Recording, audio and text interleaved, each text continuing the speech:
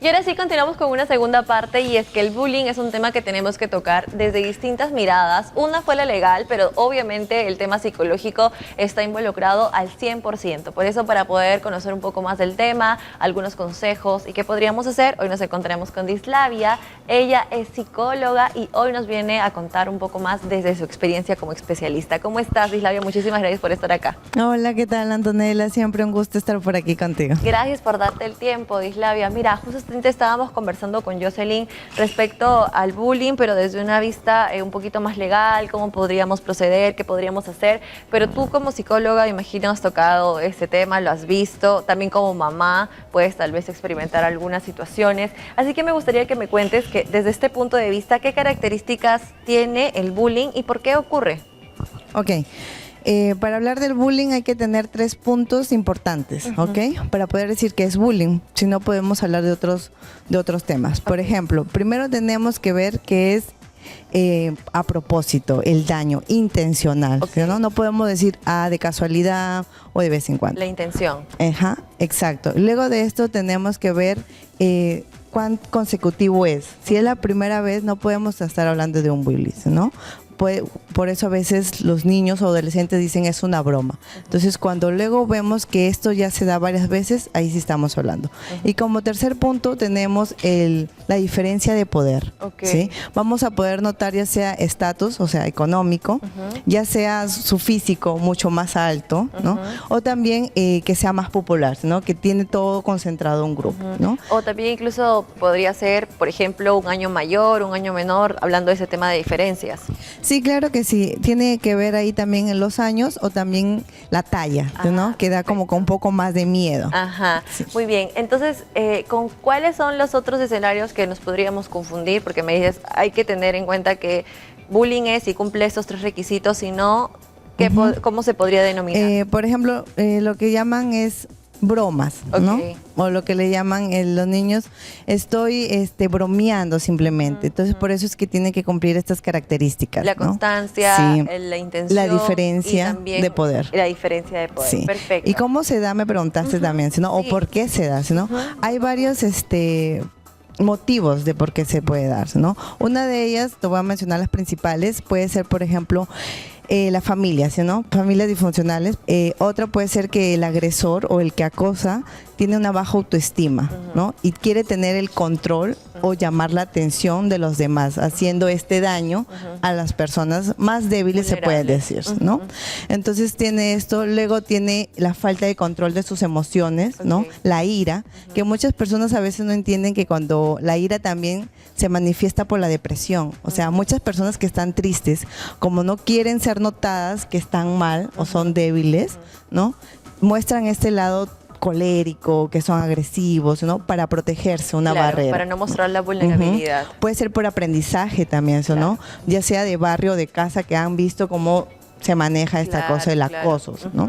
Entonces esto se puede decir que son los principales. Muy bien. Ahora, en lo que es el impacto y las responsabilidades de lo que es el bullying, ¿cómo es que afecta esta situación tanto a la víctima como también al agresor, ¿no? A nivel emocional y mental? Ok, vamos a empezar con la víctima, ¿sí? A nivel de la víctima siempre va a empezar con la situación emocional, ¿no? Primero van a estar tristes, preocupados por ir al colegio, empieza esta fatiga de no querer ir, entonces siempre estar atentos a los papitos. Después ya viene una depresión, ¿no? Viene la ansiedad por no querer ir al colegio. Te da miedo y estás llegando y el corazón. Ajá, lo que llamamos los ataques de pánico, ¿no? Y empiezan los ataques de pánico.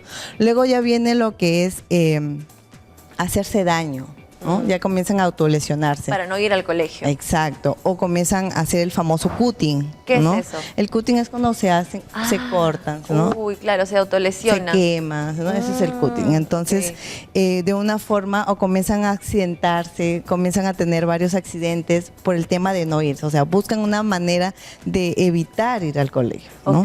Entonces, luego tenemos también ya comienzan a planificar también, ¿no? Ideas o pensamientos, suicidas. Entonces ya comienzan este tema porque ya no saben otra salida, ¿no? Y cuando esto sucede, o sea, si es que llegas a esa instancia, así tengas la compañía de los papás, ¿evoluciona tanto el tema del bullying en un niño? Sí, claro, es traumático, es demasiado traumático, con el hecho de decir que personas que han sufrido bullying en el colegio, ¿no? Aún siguen con los traumas, ¿no? Por ejemplo, si le hicieron bullying por su físico, hasta ahora permanecen con que si le dijeron gorda, ¿no? Ellas pueden estar delgadas, pero su percepción es otra. Claro. Siempre va a ser porque esos comentarios han estado ahí. Claro. Entonces, y luego esto genera que también problemas o trastornos alimenticios, ¿no? Entonces está ligado con muchísimos sí. otros problemas y también ligado con la autoestima. ¿Qué tanto puede dañar el autoestima en la víctima? Bueno, como te dije, ya al comenzar a hacerse daño, pues ya su autoestima baja, ¿no? Claro. ¿Por qué? Porque ya no se valora, ya no se aprecia, esa es la autoestima. Entonces, netamente es una autoestima muy baja, donde ya no hay aprecio. Por más que las personas cercanas le demuestren, ya no se lo cree, ¿no? Ya para ella ya no es real. Y es increíble porque ya no se lo cree tal vez por una sola persona o un grupo específico de personas que le dicen lo contrario, aunque su entorno sea totalmente distinto, pero así llega a calar de esa manera. Sí, porque hay que tener en cuenta que en el colegio o en las instituciones se pasan bastantes horas, ¿no? Claro. Entonces luego con los papás mayormente se pasa un poco menos de tiempo. Entonces es una convivencia diaria, ¿no? Entonces imagínate diario que te bombardeen de cosas fuertes. Negativas. Ahora, ¿qué podría hacer el papá ante esa situación? Ok, lo que el papá tiene que hacer es siempre estar atento, ¿no? Escuchar, siempre hablar de estos temas, decirle a tus hijos, yo estoy para ti, coméntame si te están haciendo daño, o también saber si tu hijo hace daño, ¿no? Es poco creíble de que a veces nuestros hijos puedan hacer el daño, pero a veces esto pasa por la presión grupal, ¿no? Porque nosotros somos seres que queremos pertenecer a un grupo. Entonces, a veces puede ser por esto o porque realmente queremos ser el principal, ¿no? El líder. ¿Y tú crees que hay personas o niños que nacen así siendo malos? Sí, está comprobado. Ah, sí. Hay genética de la maldad. Ah, mira, sí. Uy, qué miedo. Sí, no hay la genética, no otra genética, pero esta sí está comprobada. O sea, los psicópatas, sí, toda esa la gente genética de la maldad. Tiene un patrón ya establecido científicamente. Sí, algunos sí, pues, ¿no? Y otros es por el ambiente, como te digo. Claro. Algo que yo quiero acotar que los papás tienen que hacer, y es algo que yo recomiendo cuando hay estos casos, es que se den el tiempo siempre de recoger a sus hijos, ya sea la figura paterna, la figura materna o los abuelitos que también lo hacen a veces como papás, ¿no? Porque no es igual que tú veas a tu hijo ya en la noche, porque no vas a ver cómo él está saliendo del colegio, ¿no? De la puerta. No vas a ver su rostro si está triste, está feliz, está con una dolencia. Entonces tú de inmediato vas a poder preguntar, ¿qué te pasa? ¿No? ¿Qué tienes? ¿No? Por ejemplo, hace unos días mi hijo salía todo dolorido. Y yo, ¿qué pasa, hijo? No, es que me duele la guata, ¿no? Entonces tú puedes preguntar en ese momento qué es lo que está sucediendo. Entonces eso es algo también para poder prevenir. Como un tip, ¿no? Para tratar de darse el tiempo. Mira qué valioso es, aunque sean unos minutitos, poder recoger pues al hijo. Ahora, ¿qué papel juega tanto el colegio como también los padres responsables del agresor? Ok, el colegio tiene un papel fundamental, ¿no? Hay que tener en cuenta que es necesario tener profesionales, ¿no? Y no basta con uno, ¿no? Hay que hacer un plan para que se pueda manejar esto. El papel importante que tienen que hacer ellos primero es la investigación, investigar, ¿no? Del supuesto o del que está siendo víctima, ¿no? También investigar o conversar con los acosadores o el acosador, pero mayormente son acosadores, ¿no? Son es un grupo, grupito, siempre ¿no? son manadas. Sí. Okay. Hay un líder, pero siempre es un grupo. Entonces, estar atento, averiguar qué está pasando, los compañeros que están mirando, que le llamamos el público, ¿no? Y hay dos tipos de público. Hay el público que también lo goza, ¿no? Un poquito. El que hace la la bulla. Sí. Y también está el otro público que no lo goza, pero por miedo no lo habla, ¿no? Entonces, tener esta red de apoyo de compañeros. El colegio también debe saber escuchar las soluciones que está dando tanto el acosador como también las víctimas, ¿no? Porque es más rápido trabajar con las soluciones que ellos te dan a nosotros simplemente como profesional decir, hagan esto o lo otro. Por ejemplo, ¿qué soluciones son las que dan en tu experiencia? Ok, de primera instancia lo que se trabaja con la víctima, ¿no? Es el alejamiento. No es que no lo vas a mandar al colegio, sino previamente porque ellos están en una etapa muy ansiosa, ¿no? Entonces, por ejemplo, si tú como docente no te has dado cuenta que al lado está su agresor, entonces no lo puedes poner ahí, ¿no? Pues vas 5 carpetas más adelante, ¿no? Que esa ansiedad baje en él, que otra vez él sienta seguridad la persona que está haciendo, ¿no? Igual el que acosa, perdón, también se trabaja, ¿no? Comienza a hacer terapias, ¿no?, individuales, saber a fondo qué está pasando en casa, qué está pasando por ahí, porque para poder ayudar al que hace este daño, el acosador, hay que saber qué, de dónde viene. ¿Los acosadores de qué manera repercuten en su vida, en su salud mental, en su autoconcepto?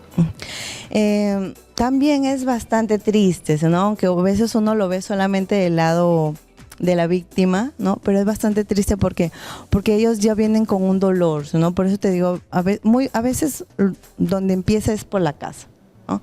Entonces, ese vacío que ellos tienen, esa soledad que ellos tienen, entonces, ¿cómo lo demuestran? A través de la agresión. Ajá. Ah, perfecto. Entonces, miren, qué importante es dar una mirada un poco más profunda a nuestros hijos, el conversar de estos temas, el que tal vez no sea algo que no se dialogue en casa al momento de estar con los niños, sino que al contrario sea algo normal de poder compartir para que justamente sepan identificar tanto este tema como tantos otros que se necesitan hablar, ¿no es cierto?